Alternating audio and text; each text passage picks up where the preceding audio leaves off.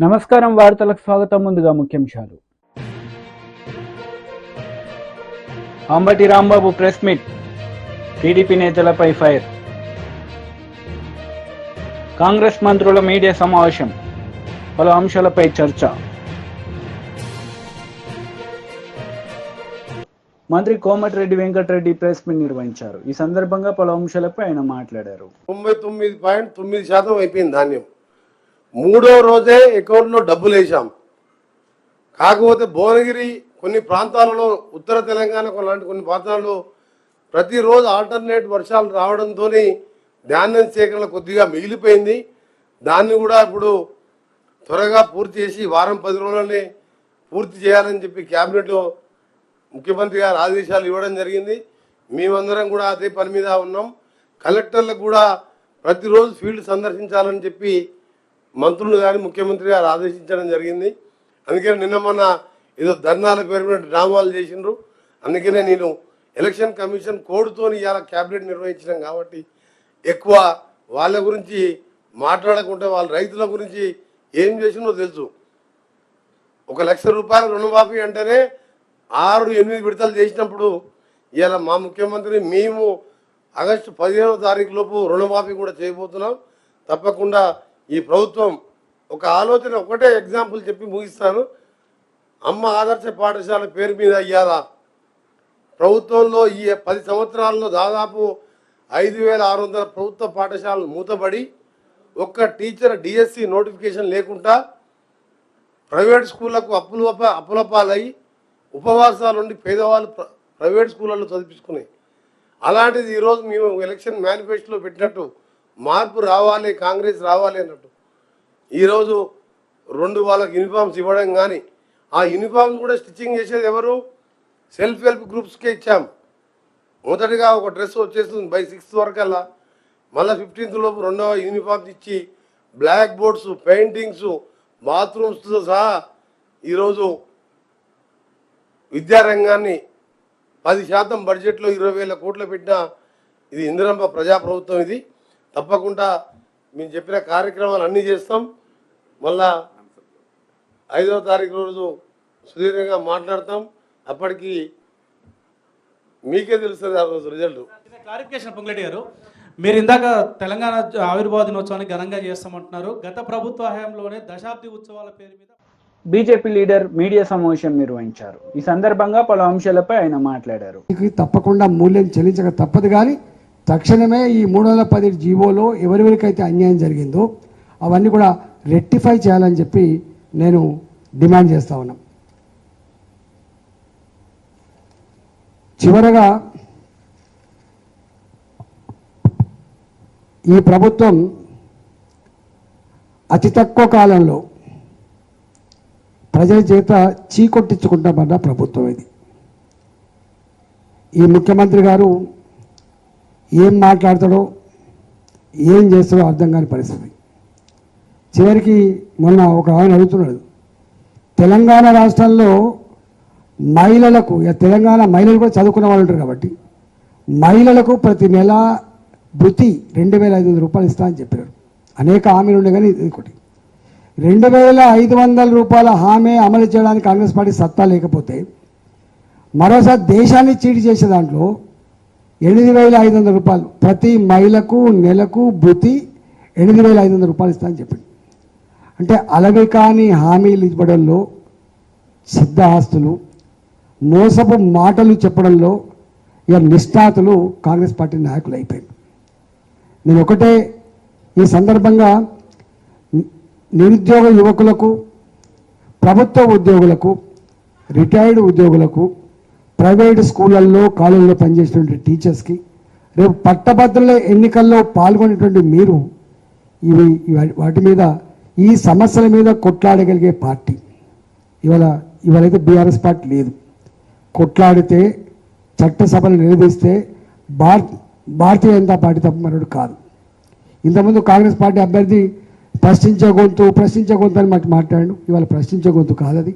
అధికారానికి కొమ్ము కాసేటువంటి పార్టీ తప్ప, నాయకుడు తప్ప ఇంకోటి కాదు. కాబట్టి నేను ఒకటే మీ అందరికి విజ్ఞప్తి చేస్తున్నా, ఇవాళ ఏ సమస్య పరిష్కారం కావాలన్నా కూడా, ఇవాళ అంగన్వాడీ టీచర్లు 18,000 రూపాయల జీతం ఇస్తా అని చెప్పిండు.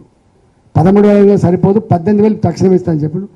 ఇవాళ కాంట్రాక్ట్ ఉద్యోగుల, అవుట్సోర్సింగ్ ఉద్యోగుల, ఇవాళ కాలేజీలలో రియంబర్స్మెంట్ సమస్య, ఉద్యోగులకు ఈహెచ్ఎస్ సమస్య, ఇవాళ పిఆర్సీ సమస్య, పాత ఏరియాస్ పేమెంట్ చేసే సమస్య, కేజీబీవీ స్కూళ్ళలో పనిచేసేటువంటి సిఆర్టీల సమస్య, ఇవాళ ఆశా వర్కర్ల సమస్య, సెకండ్ ఏఎన్ఎంల సమస్య, గ్రామ కార్యదర్శి సమస్య, విఆర్ఏల సమస్య, విఆర్ఓ సమస్య, ఆర్టీసీ కార్మికుల సమస్య, టీచర్ల సమస్య, ఏ సమస్య మీద మళ్ళీ లేవనెత్తాలన్నా కొట్టాలన్నా భారతీయ జనతా పార్టీ మాత్రమే. కాబట్టి ఇవాళ భారతీయ జనతా పార్టీ అభ్యర్థిగా ప్రేమేందర్ రెడ్డి గారు మీ ముందు ఉన్నాడు. కాబట్టి మీరు మద్దతు ఇచ్చి ఇవాళ గెలిపించండి. ఇవాళ మీ అందరి సమస్యలకి మేము అండగా ఉంటామని చెప్పి ఈ సందర్భంగా వేడుకుంటూ 27వ తారీఖు నాడు జరిగేటువంటి ఎన్నికల్లో ఇవాళ ప్రలోభాలను పక్కకు పెట్టి, దబాయింపులను నెట్టిపడేసి, ఇవాళ కొనుక్కుని వెలగట్టే పద్ధతిని పాతరేసి, ఇవాళ తెలంగాణ ప్రజల ఆత్మగౌరవ బావుటకు ప్రతీకలుగా ఉన్నటువంటి, సమాజాన్ని సున్నితంగా పరిశీలించేటువంటి మేధావులుగా మీరు ప్రేమేందర్ రెడ్డి గారికి ఓటేసి గెలిపారు. YCP leader Ambati Rambabu media సమావేశం నిర్వహించారు. ఈ సందర్భంగా పలు అంశాలపై ఆయన మాట్లాడారు. పురంధరేశ్వరి గారి ఎలిగేషన్స్ మీద ఎన్నికల కమిషన్ న్యాయం అనుకుని ఎక్కడైతే మార్చిందో అక్కడే అల్లర్లు జరిగాయి, అక్కడే సస్పెన్షన్లు జరిగాయి, అక్కడే మళ్ళీ కొత్త అధికారులు వేశారు, అక్కడే స్పెషల్ ఇన్వెస్టిగేషన్ టీం వేసి విచారణ జరపవలసినటువంటి పరిస్థితి ఏర్పడింది. అంటే ఫ్యాక్ట్స్ ఏంటో ఆలోచించమని ఈ సందర్భంగా నేను ప్రజల్ని కోరుతున్నా. అదే విషయాన్ని సిట్ వారికి కూడా వివరించడం జరిగింది. దీని వెనకాల అక్కడ ఉన్నటువంటి అధికారులు ఎవరైతే పూర్తి అవగాహన ఉందో ఆ జిల్లాల్లో వారిని సడన్గా మార్చేశారు.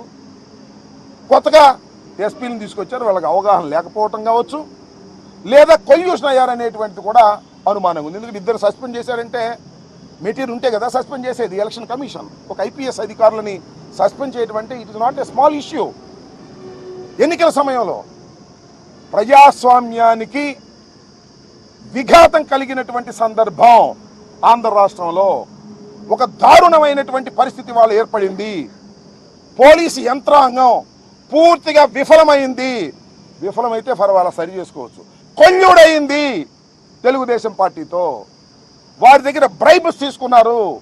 తీసుకుని ఎన్నికల్లో తెలుగుదేశాన్ని గెలిపించడం కోసం తెలుగుదేశం వారు పన్నినటువంటి పన్నాగంలో పావులుగా పోలీసులు పనిచేశారు. అంటే దాని అర్థం ఏంటి? కంచె చేను వేసినట్టు కదా. ఎన్నికల సమయంలో శాంతి భద్రతలు కాపాడాలి, బూతులు ఆక్యుపై చేసుకోకుండా ఉండాలి, తగాదాలు జరగకోకుండా చేసుకోవాలి. బూతులు ఆక్యుపై చేసుకున్నారు, తగాదాలు జరిగాయి, తలకాయలు పగిలాయి, కొన్ని ఆస్తులు ధ్వంసమయ్యాయి. కొన్ని గ్రామాల్లోని ప్రజలు ఇప్పటికి కూడా ఆ గ్రామాలకు రానటువంటి దౌర్భాగ్యమైనటువంటి పరిస్థితి ఏర్పడింది. ఇది చాలా దురదృష్టకరమైనటువంటి పరిస్థితి. భారత ప్రజాస్వామ్యంలో చాలా అరుదుగా, ముఖ్యంగా ఆంధ్రప్రదేశ్లో చాలా అరుదుగా జరిగేటటువంటి సంఘటన. దీనికి బాధ్యత వహించవలసింది పోలీసు యంత్రాంగం. దానికి బాధ్యత వహిస్తున్నారు కూడా. ఇవాళ పోలీసు యంత్రాంగాన్ని ఎంక్వైరీ చేయమని మరి ఎన్నికల కమిషన్ ఆదేశించిందంటే it's not a small issue. కాబట్టి ఆ విషయాలనే మేము ప్రత్యేకంగా చెప్పడం జరిగింది. ఇంకొక అంశం ఏంటంటే, ఎన్నికల సమయంలో జరిగినటువంటి దౌర్జన్యకాండకు సంబంధించి మేము మా పార్టీ వాళ్ళు కేసులు ఇస్తే ఆ కేసులు తీసుకోవడం కావాలి. ఇప్పుడు మన కౌంటర్ కేసులు తీసుకుంటున్నారు బ్యాలెన్స్ చేయడానికి. కేసు కౌంటర్ అంటే రెండు మీరు పెట్టారు కాబట్టి మేము కూడా పెడతాం అనేటువంటి ఒక ఫాల్స్ కేసెస్ చేస్తున్నారు. అంతేకాకుండా సెక్షన్స్ 324 వేయాల్సింది కూడా 307 వేసేస్తున్నారు. మా మీద వేసి గందరగోళం చేస్తున్నారు. ఇది వన్ సైడెడ్గా చేయాలనే ప్రయత్నం జరుగుతూ ఉంది. అందువల్లనే పోలీస్ ఆఫీసర్లను సస్పెండ్ చేశారు. మీరు చూశారు, పోలీస్ ఆఫీసర్లు సీఐని వేశారు, ఆ సీఐని సస్పెండ్ చేశారు. ఎవరు వేసింది? ఎవరు? ఎన్నికల కమిషనే. సస్పెండ్ చేసింది ఎవరు? ఎన్నికల కమిషనే. ఎస్పీని చేసింది ఎవరు? ఎన్నికల కమిషనే. సస్పెండ్ చేసింది ఎవరు? ఎన్నికల కమిషనే. సో ఈ విధంగా చాలా దుర్మార్గమైన పద్ధతుల్లో ఆంధ్రప్రదేశ్లో, ముఖ్యంగా తిరుపతి, పలనాడు, అనంతపూర్ ప్రాంతాల్లో దౌర్జన్యాలకు కారణమై పోలీసులు కొల్లుడయ్యేటటువంటి పరిస్థితి ఏర్పడింది. దీని మీద వినీత్ బిర్జాల్ గారికి మేము వివరంగా వివరించడం జరిగింది. ఫాల్స్ కేసెస్ నివారించండి, 307లో అనవసరం చేస్తే వాటిని నివారించండి. అవసరమైతే కాల్ డేటాలు ఎవరైతే ఎస్ఐల దగ్గర, సిఐల దగ్గర, వీళ్ళ దగ్గర కాల్ డేటాలు మీరు సేకరించండి.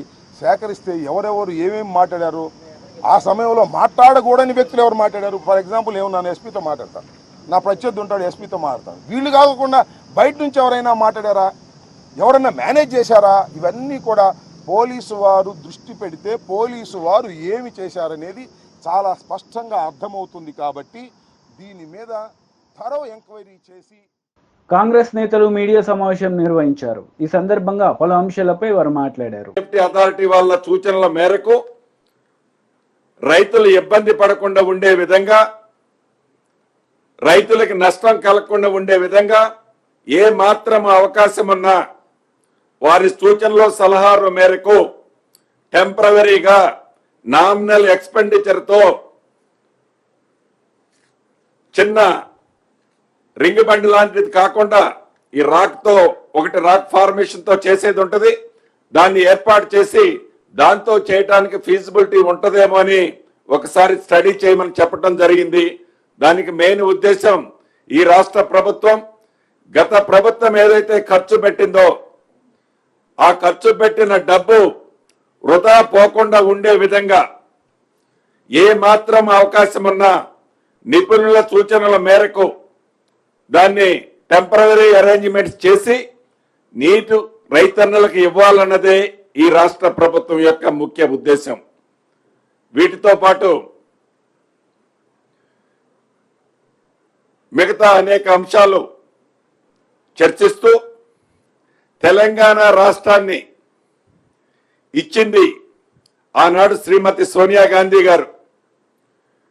కాంగ్రెస్ పార్టీ తెలంగాణ రాష్ట్రాన్ని ఇచ్చి 10 సంవత్సరాలు అయింది. రేపు జూన్ 2 వస్తే 10 సంవత్సరాలు కంప్లీట్ అవుతాయి. కేబినెట్ లో గౌరవ ఉప ముఖ్యమంత్రి గారు బట్టి విక్రమార్క గారు ఒక తీర్మానం చేయటం జరిగింది. ఏదైతే ఆనాడు శ్రీమతి సోనియా గాంధీ గారు కాంగ్రెస్ పార్టీ తెలంగాణ రాష్ట్రాన్ని ఇచ్చి 10 సంవత్సరాలైన ఈ సందర్భంలో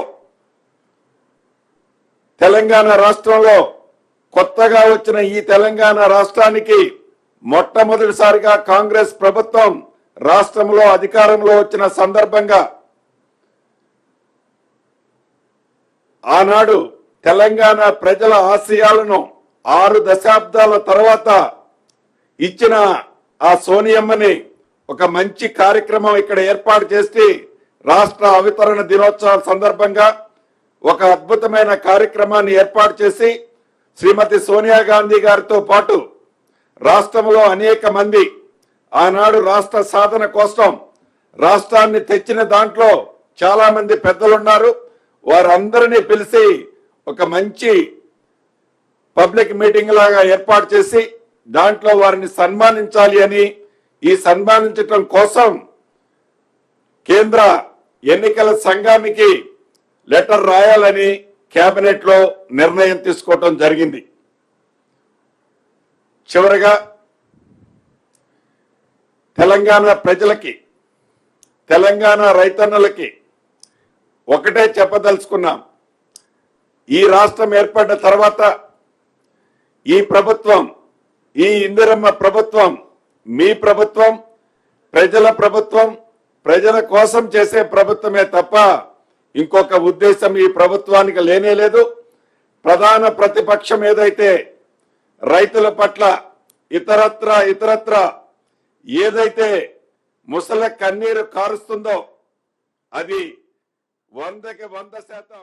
టీడీపీ లీడర్ మీడియా సమావేశం నిర్వహించారు. ఈ సందర్భంగా పలు అంశాలపై ఆయన మాట్లాడారు. ఎస్పీ బిందు మాధవ్ గారి ఫ్యామిలీ పైన ఏ విధంగా ఏదో నిరాధారమైన ఆరోపణలు చేస్తూ ఉన్నారు, ఏదో మాకు వారికి సంబంధం ఉందని. ఇది పూర్తి అవాస్తవం. వారి ఫ్యామిలీ మా ఫ్యామిలీ ఎప్పుడు కూడా కలిసింది లేదు, మాట్లాడింది లేదు, ఎప్పుడు కూడా ఫోన్లో కూడా మాట్లాడింది లేదు. అసలు ఆ మనిషి అనే వారి ఫ్యామిలీ వైపు నుంచి పరిచయం ఉంది కూడా లేదు. అటువంటిది ఆధారం ఏమి లేకుండా ఈ విధమైన ఆరోపణలు చేస్తూ దీన్ని జనంలోకి తీసుకువెళ్ళడానికి ప్రయత్నించడం అనేది చాలా బాధాకరమైన విషయం. దయచేసి కొద్దో గొప్ప ఏమన్నా నిజంగా ఉంటే మాట్లాడితే కరెక్టే, కానీ ఏమీ లేకుండా ఇలా మాట్లాడటం అనేది, మాట్లాడిన దాన్ని సాక్షి పేపరు, సాక్షి టీవీ ఛానల్ విపరీతంగా పబ్లిష్ చేయటం అనేది ఇది తప్పు. దీని గురించి దయచేసి సిట్టు వారిని కోరుతా ఉన్నా. నేను మామూలుగా అయితే ఏదో దీని గురించి తప్పించుకొని చేయొచ్చు, అలా కాకుండా నేనే సిట్టు వారిని లెటర్ రాస్తా ఉన్నా. అయ్యా, మా ఫ్యామిలీ వైపు నుంచి కానీ వాళ్ళ ఫ్యామిలీ వైపు నుంచి కానీ ఏమైనా పరిచయం ఉంటే దయచేసి ఇప్పుడు కాదు, ఈ నెల రోజుల నుంచి కాదు, గడిచిన 4-5 సంవత్సరాల నుంచి ఏమైనా పరిచయం ఉన్నా, ఇప్పుడు నేను కలిసినా, ఇప్పుడు నేను ఫోన్లో మాట్లాడినా దయచేసి అది బయట పెట్టాలని చెప్పి కోరుతా ఉన్నాను. ఇంతకంటే ఓపెన్గా ఎవరు కూడా ఛాలెంజ్ చేయలేరు, అంత ఓపెన్గా నేను ఛాలెంజ్ చేస్తూ ఉన్నాను. రెండవది చెప్తా ఉంది ఏమిటంటే, ఏదో మాకు ఆ రోజు ఎలక్షన్ రోజు పోలీసుల వైపు నుంచి ఇదిగోండి టీడీపీ చెప్పినట్లు ఆడిందని చెప్పి ఏదో కథనం, పల్నాడులో హింసకు పోలీసులే కారణం అని, అట్టడుగున టీడీపీకి సహకారం అని చెప్పి ఒకరోజు ఇలా వివిధ ఆర్టికల్స్ని పబ్లిష్ చేయడం జరిగింది. అయ్యా, మేము ఎలక్షన్స్కి 15-20 రోజుల ముందే దానికి సంబంధించిన ఆఫీసర్స్ అందరికీ కూడా, ఎస్పీ గారు, ఐజీ గారు అందరినీ కూడా కలిసి మా వైపు నుంచి ఒక లెటర్ ఇవ్వడం జరిగింది. ఇదిగోండి మేము ఐడెంటిఫై చేసిన ఈ 140 నుంచి 150 సెన్సిటివ్ బూత్స్, ఇది ఓపెన్ లెటర్, ఇదేమి దాచేది కాదు, మీరు చెక్ చేసుకోవచ్చు. ఇది నేను పబ్లిక్గా మీడియాకు కూడా ఇస్తున్నాను, యూ క్రాస్ చెక్ ఇట్. 140 నుంచి 150 బూత్స్ ఉన్నాయి, మొత్తం సెన్సిటివ్ బూత్స్ మా పార్లమెంట్లో. దీనికి సంబంధించి మీరు కొద్దిగా బందోబస్తు అనేది జాగ్రత్తగా చేయాలి అని చెప్పడం జరిగింది. చెప్పినప్పుడు ఇంకో విషయం కూడా చెప్పాం, మేము ఇవ్వటమే కాదు, అటువైపు పార్టీ వాళ్ళు కూడా ఇస్తారు, ఒక 140, 150 ఈ 300 బూత్స్ని మీరు సరిగ్గా మ్యాన్ చేస్తే చాలు, ఇక్కడ ఎటువంటి ఇబ్బందికరమైన సంఘటనలు జరగవు, ఎటువంటి వైలెన్స్ జరగదని చెప్పి మేము ఇవ్వటం జరిగింది.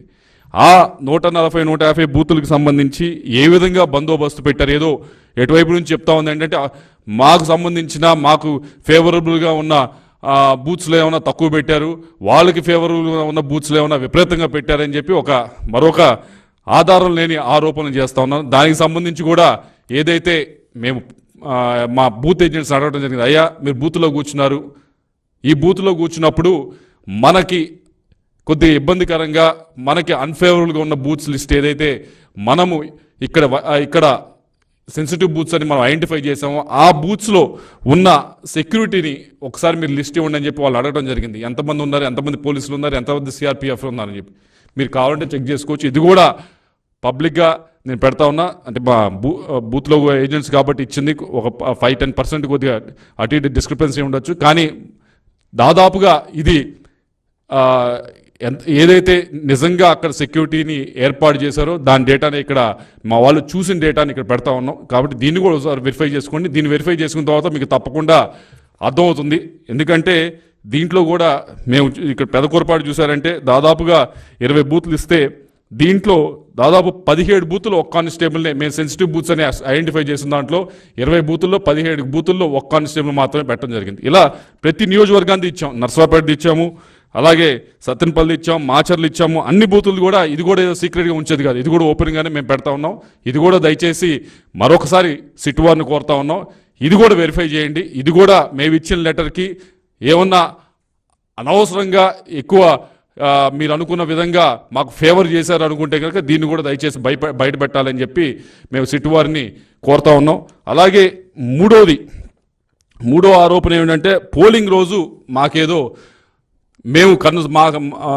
మా కనుసన్నలో ఏదో జరిగింది, మేమేదో చాలా ఇన్ఫ్లుయెన్స్ చేసామనే ఒక ఆరోపణ చేస్తూ ఉన్నారు. దాని గురించి కూడా సిట్టు వారిని దయచేసి వెరిఫై చేయమంటా ఉన్నాం. నేను ఐఎమ్ రెడీ టు గివ్ నా ఫోన్ డేటా ఇవ్వడానికి నేను రెడీ, కావాలంటే నా డివైస్ ఇవ్వడానికి కూడా రెడీ. మా వైపు నుంచి ఏ విధమైన ఏ ఆఫీసర్కైనా, ఏ స్థాయి ఆఫీసర్కైనా ఫోన్లు చేసి మా వైపు నుంచి మేమేమన్నా అన్డ్యూ రిక్వెస్ట్, అడగకూడని రిక్వెస్ట్లు ఏమైనా అడిగితే తప్పకుండా దాన్ని బయట పెట్టాలని చెప్పి సిట్టు వారిని కోరుతా ఉన్నాం. నా వరకే కాదు, నా చుట్టుపక్కల ఆ రోజు ట్రావెల్ చేసిన వారి అందరికీ కూడా మీరు దయచేసి కాల్ డేటా రికార్డ్ చేయండి, తీసుకొని వాటిని వెరిఫై చేసి ఇవన్నీ కూడా బయట పెట్టాలని చెప్పి కోరుతా ఉన్నా. ఎందుకు ఇంత ముందుకు వచ్చి ఈ 3 కూడా అడుగుతా ఉన్నామంటే, దీన్ని ఏదో అనవసరంగా ఎలక్షన్ సమయంలో అనవసరంగా మన చేతిలో లేని విధంగా జరిగిన దానికి ఇదేదో పూర్తిగా మేమే చేసాం, ఎంపీగా ఉండి నేనే చేశానని చెప్పి నా పైన ఆరోపణలు చేయడం కానీ, దానికి ఒక కులం రంగు పూయటం కానీ ఈ విధంగా గడిచిన 4-5 రోజుల నుంచి కూడా ప్రతిపక్షం అధికార పక్షం ఏదైతే ఉందో వైఎస్ఆర్ కాంగ్రెస్ పార్టీ అది చేస్తూ ఉంది. ఇది ముమ్మాటికి తప్పి. నేను గడిచిన 5 సంవత్సరాల నుంచి కూడా నరసరావుపేట ప్రజలు, పల్నాడు ప్రజలు నన్ను చూశారు, ఏ విధంగా బిహేవ్ చేశాను, ఏ విధంగా ముందుకు వెళ్ళానని చూశాను. ఎవరైనా మిగతా వాళ్ళు 2+2 3+2 గన్మెన్లు పెట్టుకొని తిరిగారు. కనీసం నేను గన్మెన్లు కూడా నేను వద్దంటే తప్పక ఒక గన్మెన్ ఇచ్చి నాకు ఇప్పించడం జరిగింది ఆ రోజు ఎస్పీ గారు.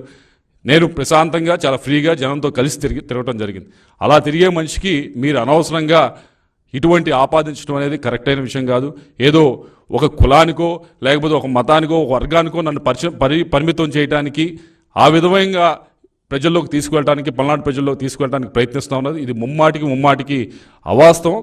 దీన్ని పూర్తిగా సిట్టు వైపు నుంచి మీరు ఏదైతే విచారణ చేస్తూ ఉన్నారో దయచేసి దీని లోతులోకి వెళ్ళి ఏ విధంగా అయినా నా వైపు నుంచి ఈ ఆఫీసర్ని, ఏ ఆఫీసర్నైనా పైనుంచి కింద దాకా ప్రతి ఆఫీసర్ని మీరు క్షుణ్ణంగా మా వైపు నుంచి కాల్ డేటా ఇస్తాం, తప్పకుండా పరిశీలించండి. మేము కలిసిన వివరాలు అడిగితే తప్పకుండా ఇస్తాం, పరిశీలించండి. ఏ విధంగా అయినా ఇన్ఫ్లుయెన్స్ చేసామనంటే తప్పకుండా అది పబ్లిక్ డొమైన్లో పెట్టండి. వార్తలు ముగించే ముందు ముఖ్యాంశాలు మరోసారి. Ambati Rambabu press meet, TDP నేతలపై ఫైర్. కాంగ్రెస్ మంత్రుల మీడియా సమావేశం, పలు అంశాలపై చర్చ. ఈ వార్తలు ఇంతటితో సమాప్తం. తిరిగి ప్రసారమయ్యే వార్తల్లో మళ్ళీ కలుద్దాం. అంతవరకు సెలవు. నమస్తే.